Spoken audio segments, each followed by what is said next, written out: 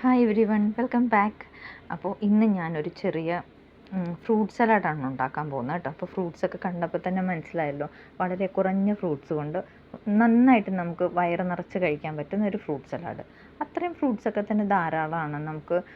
ഇപ്പം നമ്മൾ ഒറ്റയ്ക്ക് ഇപ്പോൾ ബാച്ചിലേഴ്സ് ലൈഫാണ്, പെൺകുട്ടികളാണെങ്കിലും ആൺകുട്ടികളാണെങ്കിലും ഇപ്പോൾ ഫാമിലി ആയിട്ടാണെങ്കിലും ഒക്കെ പെട്ടെന്ന് ക്വിക്കായിട്ട് നമുക്ക് ഉണ്ടാക്കാൻ പറ്റുന്ന ഒരു സാധനമാണ് ഫ്രൂട്ട് സലാഡ്.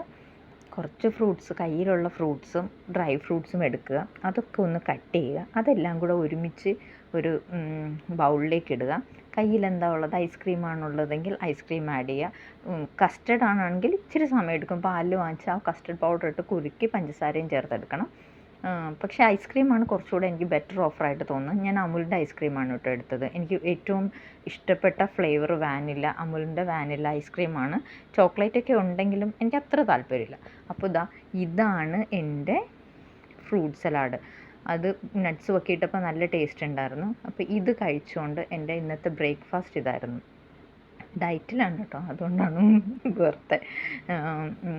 ഇഷ്ടമുള്ളതൊക്കെ ഞാൻ കഴിക്കും, ആവശ്യത്തിന് കഴിക്കും, ഒരുപാട് കഴിക്കത്തില്ലെന്നേ ഉള്ളൂ. അപ്പോൾ ഞാൻ ഈ ഫ്രൂട്ട് സലാഡായിരുന്നു ഇന്നത്തെ റെസിപ്പി. അപ്പോൾ അടുത്ത ഒരു വീഡിയോ ആയിട്ട് വീണ്ടും കാണാം.